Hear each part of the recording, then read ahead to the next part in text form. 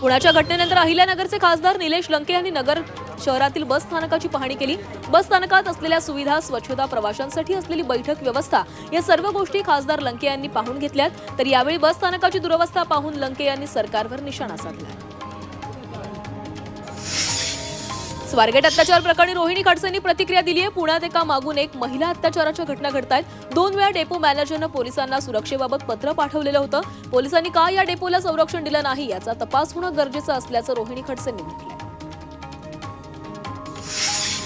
पुण्याच्या घटनेनंतर कल्याण police alert मोडवर आलेले आहेत। पोलिसांनी कल्याण एसटी डेपोची बसमध्ये जाऊन पाहणी केली आहे। तसंच प्रवाशांशी चर्चा करून सुरक्षा यंत्रणेची झाडाझडती घेतली। दरम्यान ओकबाग इथं तात्पुरता एसटी डेपोत सीसीटीव्ही उपलब्ध नसल्यानं पोलिसांनी त्वरित सीसीटीव्ही लावण्याच्या सूचना दिल्या। धुळे महानगरपालिकेच्या आयुक्तांच्या घरासमोर ढोल वाजवत शिवसेना उद्धव बाळासाहेब ठाकरे पक्षाच्या कार्यकर्त्यांनी आंदोलन केलं। थकबाकीदार मालमत्ता धारकांच्या घरापुढे जाऊन आयुक्तांनी हे ढोल वाजवून वसुली केली होती आणि त्यानंतर त्यांच्या निषेधार्थ जिल्हा संपर्क प्रमुख अशोक धात्र यांच्या नेतृत्वामध्ये आयुक्तांच्या घरावर ढोल वाजवत मोर्चा काढण्यात आला। सांगलीत शिवसेनेनं संजय राऊतांच्या पोस्टरला जोडेमारा आंदोलन केलंय। नीलम गोऱ्हेंबद्दल केलेल्या विधानानंतर शिवसेना आक्रमक झालीय। राऊतांनी बेताल वक्तव्य थांबवलं नाही तर त्यांना जशास तसं उत्तर देऊ असा इशाराही देण्यात आला। अंगणवाडी सेविका आणि मदतनीस यांच्या विविध मागण्यांसाठी सांगली जिल्हा परिषदेसमोर आंदोलन करण्यात आलं। 15,000 रुपयांचे पूर्ण मानधन मिळावं, निवृत्त झालेल्या अंगणवाडी सेविकांना ग्रॅच्युटी फंड देण्यात यावं अशा विविध मागण्यांसाठी हे निदर्शने करण्यात आली।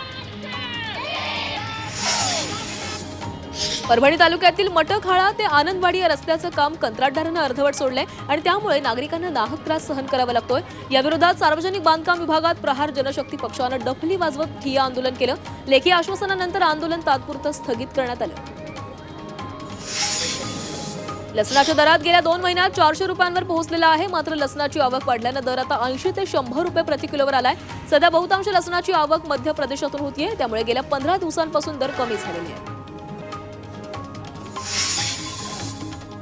जेएनपीएतील कांदा निर्यात 30% घसरली आहे। शेतकऱ्यांच्या सातत्यानं केलेल्या मागणीनंतर कांदा निर्यातीवरील 20% निर्यात शुल्क कमी न केल्यानं निर्यात घटल्याचं दिसतंय आणि त्यामुळे शेतकरी आणि निर्यातदारांमध्ये केंद्र सरकारविरोधात असंतोषाचं वातावरण आहे।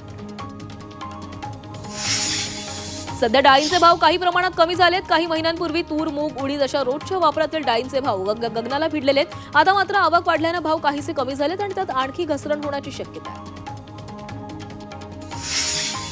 सीईटी अभ्यासक्रमांच्या प्रवेशासाठी परीक्षांचा सराव करता यावा यासाठी अटल उपक्रम सुरू केलाय। या विशेष उपक्रमात आतापर्यंत 1 लाखाहून अधिक विद्यार्थ्यांनी सहभाग नोंदवला आणि या उपक्रमामुळे विद्यार्थ्यांना त्यांच्या क्षमतांचा शोध घेता येतोय। राज्यातील अकृषी विद्यापीठांमधील प्राध्यापकांच्या भरतीला राज्य सरकारनं मान्यता दिली आहे। भरतीसाठी उमेदवारांची शैक्षणिक गुणवत्ता, संशोधन आणि अध्यापनाला 80% तर मुलाखतीसाठी 20% गुण दिले जाणार आहेत। त्याचबरोबर निवड प्रक्रियेत पारदर्शकता आणण्यासाठी निवड समितीच्या बैठकींचं व्हिडिओ चित्रीकरण केलं जाईल। वांद्रे पश्चिमेतील पाली हिल जलाशयाच्या पाईपलाईनला गळती लागल्यानं काही भागातील पाणी पुरवठा विस्कळीत झालाय। दुरुस्तीचं काम सुरूच आहे, त्यामुळे खार पश्चिम, दांडा, कोळीवाड्यातील पाणी पुरवठ्यावर परिणाम झाला। दुरुस्तीसाठी लागणाऱ्या वेळेचा अंदाज घेऊन सायंकाळी पाणी पुरवठा करण्याबाबत घोषणा केली आहे।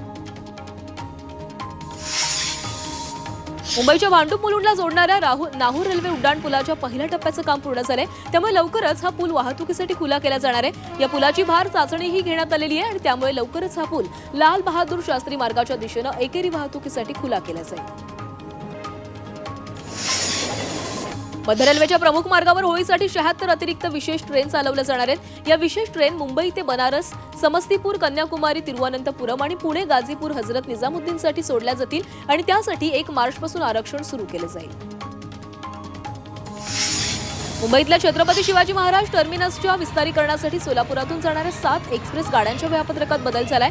तर भुवनेश्वर कोणार्क एक्सप्रेस 28 फेब्रुवारीपर्यंत दादरमध्ये शॉर्ट टर्मिनेट केली जाईल। नवी मुंबई विमानतळ सेवेसाठी सज्ज झाले। 17 एप्रिल रोजी विमानतळ व्यावसायिक व्यापारासाठी खुलं करण्याची योजना आहे।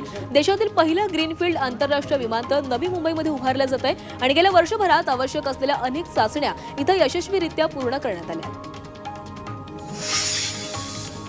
पीओपी बंदीबाबत पर्यावरणवादी ठाम आहेत। पीओपी मूर्तीमुळे पर्यावरणाचा ऱ्हास होण्याबरोबरच प्रदूषणही मोठ्या प्रमाणात वाढतंय असं पर्यावरणवाद्यांचं म्हणणं आहे आणि त्यामुळे पीओपी मूर्तींवरील बंदी कायम ठेवली पाहिजे अशी आग्रही मागणी त्यांनी केली आहे। तसंच त्यांनी शाडू मातीच्या मूर्तींबाबत सर्वसामान्यांमध्ये जनजागृती करण्यासही सुरुवात केली आहे।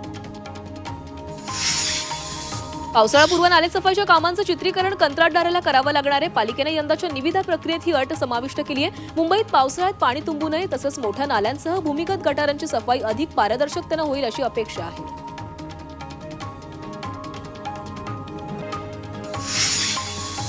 कर्नाटकमध्ये कामाच्या वेळी डुलकी घेतल्यानं एका पोलीस कॉन्स्टेबलला निलंबित करण्यात आलं होतं आणि या विरोधात कर्मचाऱ्यानं हायकोर्टात धाव घेतली.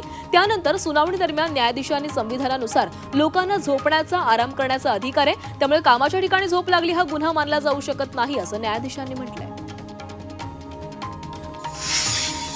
प्रधानमंत्री सूर्यघर मोफत वीज योजनेच्या लाभार्थ्यांची संख्या 1.25 लाखापेक्षा अधिक झाली आहे. एकूण वीज निर्मिती क्षमता 500 मेगावॅट करण्याचं उद्दिष्ट 82 दिवसात पूर्ण केल्याचा दावा महावितरणनं केलाय. लाभार्थी कुटुंबांना एकूण 800 कोटींचं अनुदान देण्यात आलंय. येवला तालुक्यातील चिंचोडीमध्ये तरुणीचा शेततळ्यात बुडून दुर्दैवी मृत्यू झाला आणि येथील कोमल साईनाथ मडवई असं या तरुणीचं नाव आहे. सिंचनासाठी शेततळ्यातून पाणी काढताना पाय घसरल्याने तिचा दुर्दैवी अंत झालाय. भंडाऱ्याचा धारगावमध्ये भीषण अपघात झाला. या अपघातात एक जण ठार आणि एक जण जखमी झाला. नादुरुस्त ट्रकला दुचाकी धडकल्यानं हा अपघात झालाय. दुर्घटनेतील जखमी व्यक्तीवर रुग्णालयामध्ये उपचार सुरू आहेत.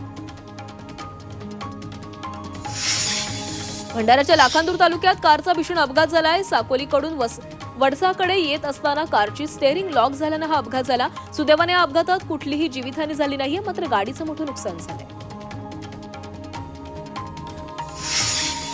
नाशिकच्या गंगापूर रोड परिसरात गावठी कट्ट्यासह 2 जिवंत काडतुसं जप्त करण्यात आली. या प्रकरणी पोलिसांनी एका संशयिताला अटक केली. त्याच्याकडून एक कार, एक गावठी कट्टा आणि 2 जिवंत काडतुसं असा 7 लाखांहून अधिकचा मुद्देमाल जप्त केलाय. सोलापुरात उन्हाळ्यात पक्ष्यांसाठी 482 एकर जागेत पाण्याची व्यवस्था करण्यात आली आहे. जिल्ह्यात दिवसेंदिवस तापमानात वाढ होती आणि त्यामुळे तलाव, नद्या, विहिरी बहुतांश कोरड्या पडल्या चालल्यात. याच पार्श्वभूमीवर उन्हाळ्यात पक्ष्यांना पाण्याची व्यवस्था करण्यात आली आहे. भंडाऱ्याच्या तुमसर तालुक्यात वाघानं वासराची शिकार केली. वन विभागानं घटनास्थळी पंचनामा करून गावकऱ्यांना सतर्क राहण्याचं आवाहन केलंय.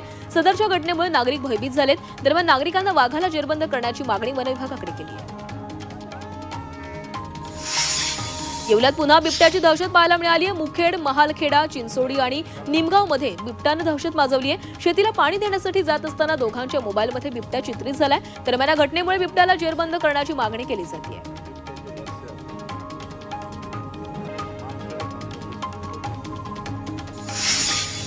मनमाडमध्ये किशोर गट राज्य अजिंक्यपद आणि निवड चाचणी कबड्डी स्पर्धेचं आयोजन करण्यात आलं. यावेळी मुलींच्या गटात यजमान नाशिक शहर संघानं पुणे जिल्हा संघाच्या चुरशीच्या सामन्यात 43-38 अशा 5 गुणांनी अजिंक्यपद पटकावलंय. तर मुलांमध्ये परभणी जिल्हा संघ विजयी झालाय. भिवंडी तालुक्यातील कोशिंबी गावचे ग्रामदैवत निळकंठेश्वराची जत्रा उत्साहात संपन्न झाली आहे आणि यावेळी विविध धार्मिक कार्यक्रमांचं आयोजन करण्यात आलं. दरम्यान देवाची पालखी मिरवणूक हरिनामाच्या जयघोषात आणि भक्तिमय वातावरणामध्ये संपूर्ण गावातून काढण्यात आली. महाशिवरात्रीनिमित्त मनमाडमध्ये हलगीच्या तालावर बैलगाडा शर्यतीचा थरार रंगला आणि यावेळी पंचक्रोशीतील नामवंत बैलगाडा मालक सहभागी झाले. तर बैलगाडा शौकीनांनी मोठ्या संख्येनं बैलगाडा शर्यत पाहण्यासाठी हजेरी लावली. दरवर्षी होळीपासून उकाडा वाढण्यास सुरुवात होते, मात्र या वर्षी होळी आधीच सूर्यानं आग ओकण्यास सुरुवात केली आहे. मुंबईसह ठाणे, पालघर, रायगड आणि रत्नागिरीसह संपूर्ण कोकण किनारपट्टी भागात तापमान झपाट्यानं वाढताना दिसतंय. मुंबईत उष्णतेची लाट आली आहे. गुरुवारी सलग 4थ्या दिवशी मुंबईचं कमाल तापमान 38 अंश सेल्सिअस नोंदवण्यात आलंय. पुढील 4 दिवस कमाल तापमानाचा पारा खाली येईल आणि त्यानंतर पुन्हा तापमान 36 अंशाच्या आसपास राहण्याचा अंदाज वर्तवण्यात आलाय. मुंबईच्या हवेतील आर्द्रता वाढल्यानं आता दमटपणा वाढणार आहे. सध्या आर्द्रता 60% वर पोहोचली आहे. परिणामी दिवसभर उष्ण आणि दमट वारे वाहत असल्याची माहिती कुलाबा वेधशाळेनं दिली आहे. वेगवान वाऱ्यांनी समुद्री वाऱ्यांचा वेग रोखलाय आणि त्यामुळे उकाडा वाढण्यास सुरुवात झाली असं हवामान खात्यानं सांगितलंय. तसंच उकाड्यामुळे मुंबईच्या प्रदूषणातही वाढ झाली आहे. तर यामुळे श्वसनाचे आणि घशाच्या आजारामध्येही वाढ होताना दिसते.